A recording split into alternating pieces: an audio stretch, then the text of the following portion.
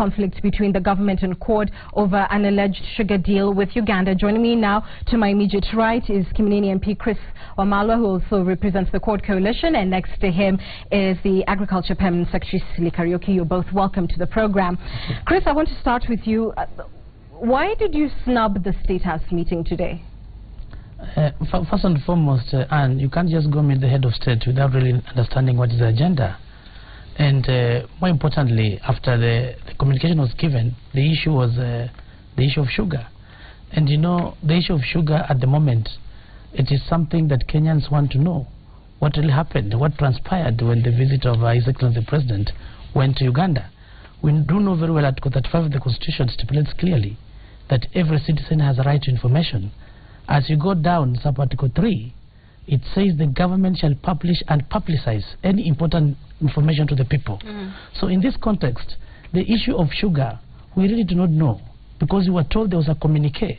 I realize, like that day when Honorable Duale was here, the leader of majority, who was actually in the delegation, indicated clearly the communique was given, and the issue here was about the issue of importation of sugar from Uganda in the exchange of the export of meat and milk to Uganda.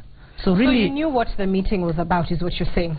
Yeah, we so why did you snub this? No, the issue is this: we didn't understand the real agenda, and we didn't have proper information as far that communique is concerned. Okay. Because it was kept secret, we didn't know, and we were meeting to deliberate on the way forward as a Western Parliamentary Caucus, because the critical issue is sugar is a livelihood to the people of Western region. So we met in a proactive manner to deliberate and be able to know what is the way forward, because the most important objective of this caucus is to defend and protect the economic interests of the people of Western Kenya. Let me pause you there. You have also basically said the origin of this entire issue is that a deal has been signed between Kenya and Uganda, something that the government has denied. A communique is very different from the signing of a trade deal between the two presidents or the two relevant ministers. So basically, are we jumping the gun here? Is there not still time to raise your issues? A communique is an unofficial resolution. You know, the visit to Uganda was a government to government. So the issue why you are meeting is for bilateral talks. And bilateral talks in this case should be of mutualistic in nature to benefit both parties. So a communique is something official. So it can be a document of intent. It's a resolution. Because when you come out and say, we are going to import sugar from Uganda, and the statistics that we know at the moment, we know very well that Uganda doesn't have the surplus of sugar. As a matter of fact, it cannot meet its demand in the local market. Well, we'll get to the figures later, because that is something that is disputed actually by the government. PS, let me come to you. There is what he's referring to, which is the ad hoc interministerial committee that's been discussing this sugar issues in Uganda. Obviously, the point is to reach a concrete deal on the same.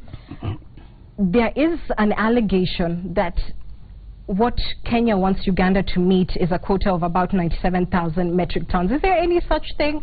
Have you agreed on a certain quota you want the Ugandans to meet? The actual position, thank you for having me here tonight, is that there wasn't any figures put onto the discussion.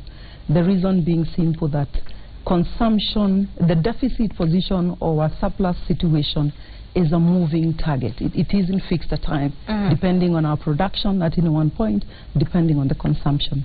I'm happy to just note that at this point in time, I have already directed that a study be done to review the current production to the letter and the current consumption to the letter, for us to then to revise our existing deficit position.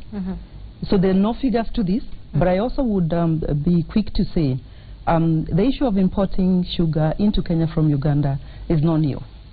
There's no news about this. It was happening before the president visited Uganda. It happened months before. It happened last year. It happened the year before. I see it happening going forward, because we, at this point in time, have what is defined as 200,000 metric tons as a shortfall. There have been figures that have been given by CORD, and I want to understand where you're getting them from. And I want to quote your statement today. You said, as of December 2014, Uganda's total sugar consumption stood at 420,000 metric tons. And the total production capacity was 438 metric tons, basically saying there's no surplus. What is the source of that information? Yeah, the source was from because I looked at that document and I looked at the reference. The source was from the Uganda Sugar Production Technologists. You know, we have factories there and we have technologists who produce, who work in those factories. So normally they have their annual meetings, and when they have annual meetings, that report was presented. However, according to the Uganda Sugar Manufacturers Association, they say they have a surplus of 148,000 metric tons. Are you saying that figure is incorrect? Okay, again, when you look at the other, that's a different source. But when you look at another source, which I've just quoted, it says they have a deficit. So in this case, we need to harmonize those figures so that we'll be able to establish the true picture as per now. What are the working figures you're going with, PS? And I understand you've said that you're still looking for, you know, finer information, but what is the most recent that you have? Maybe before the CS speaks, I mean the PS speaks, on the 200 metric tons she mentioned, again she needs to go further and tell us the 200 metric tons, what kind of sugar is this? Because the information we do have is that the 200 metric tons, about 70% of that is for the refined sugar, which is for the industries, let's say for beverages. Fair enough. Let her respond. Well, the figures that I have currently, again from MUSMA, the Uganda Sugar Manufacturers Association, are in the range of 500,000 metric tons against the consumption of 350 metric tons. That's what I have as of now. Right. So you're saying they can meet it? Well, in the discussions that we had with the Ugandan counterpart in government, they did confirm actually they do have a surplus in the range of 140,000 metric tons. That was in the discussions that we are having to try and also confirm the situation on the ground. Chris, do you agree? And I know part of your statement basically says that we have sugar lying, Kenyan sugar that is rotting in the farm, etc. Do you agree that, first of all, there is a deficit in Kenya? First of all, what we need to know is at what particular time was this shortfall reported? I do agree with her in terms of the 200 metric tons, but that's what I said. What kind of sugar? It is not the sugar that the cartels are talking about. The sugar that we have the shortage, this is the refined one that is used in beverages, like Coca-Cola is to use such kind of sugar.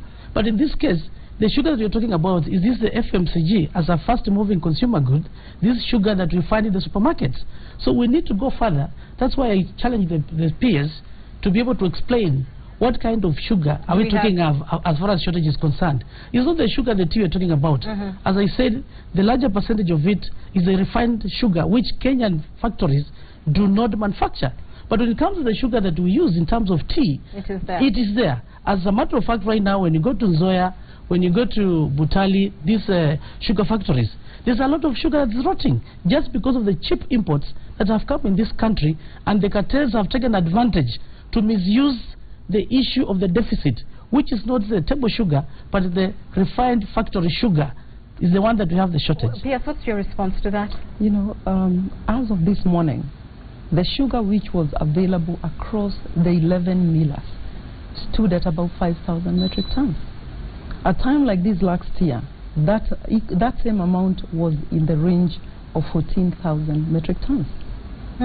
You know, and then, you know, we have a mechanism of telling every day what are the stocks being held, who is milling what, who is out on maintenance, and who is doing this and that.